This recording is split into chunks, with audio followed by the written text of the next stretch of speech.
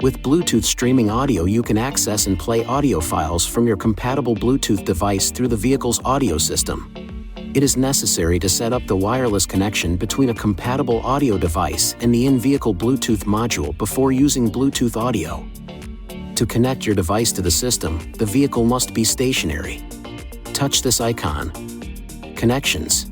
Then from the device menu, touch Add Device.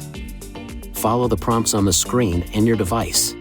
Operate your Bluetooth device as guided by the system to complete the process. The connecting procedure varies according to each cellular phone model. See the cellular phone manufacturer's owner's manual for details.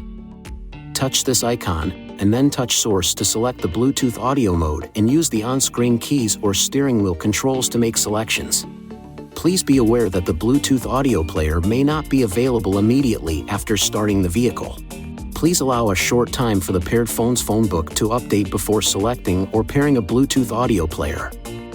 In some cases, the sound quality is compromised through the Bluetooth connection. If you have this experience, we recommend using the USB audio input. Please see your INFINITI InTouch owner's manual for important safety information, system limitations, and additional operating and feature information.